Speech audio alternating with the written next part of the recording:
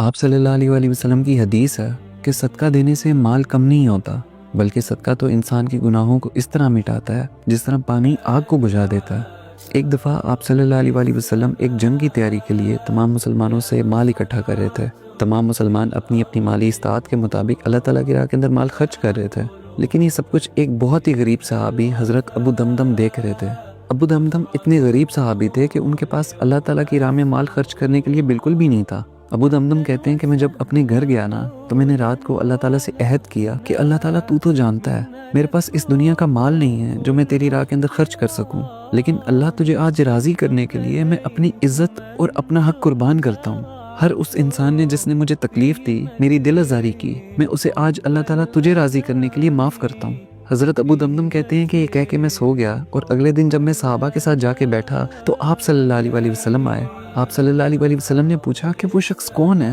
جس نے رات کو اپنے اور اللہ کے درمیان میں وعدہ کیا ہے، اپنے اور اللہ کے درمیان میں ایک صدقہ کیا ہے؟ تو تمام صحابہ ایک دوسرے کی طرف دیکھنے لگ پڑے کہ وہ شخص کون ہے جس نے رات کی تنہائی کے اندر اللہ کے ساتھ کوئی صدقہ کیا ہے۔ آپ صلی اللہ علیہ وسلم نے دوسری دفعہ پوچھا کہ وہ شخص کون ہے جس نے کل اللہ کو راضی کرنے کے لیے صدقے میں اپنی عزت اور اپنا حق اللہ پر قربان کر دیا ہے؟ حضرت ابو دمدم کہتے ہیں کہ میں نے بڑی شرمندگی سے اپنا ہاتھ کھڑا کیا اور میں نے کہا کہ رسول اللہ وہ شخص میں ہوں۔ حضرت ابو دمدم کہتے ہیں کہ جب میں نے شرمندگی سے اپنا سر اٹھایا تو میں نے دیکھا کہ آپ صلی اللہ علیہ وسلم مسکرا رہے تھے، اور انہوں نے مجھے کہا کہ ابو دمدم خدا کی قسم، مجھے میرے اللہ کی قسم، اللہ نے تیرا صدقہ قبول کر لیا۔ اور آپ صلی اللہ علیہ وسلم کو حضرت ابو دمدم کا یہ صدقہ اتنا پسند آیا کہ جب کبھی بھی صحابہ کی آپس میں کوئی بحث ہوتی تو آپ صلی اللہ علیہ وسلم ان سے کہا کرتے تھے کہ تم لوگ ابو دمدم کی طرح کیوں نہیں بن سکتے؟ تم لوگ ابو دمدم کی طرح اللہ تعالیٰ کو راضی کرنے کے لیے ایک دوسرے کو معاف کیوں نہیں کرتے؟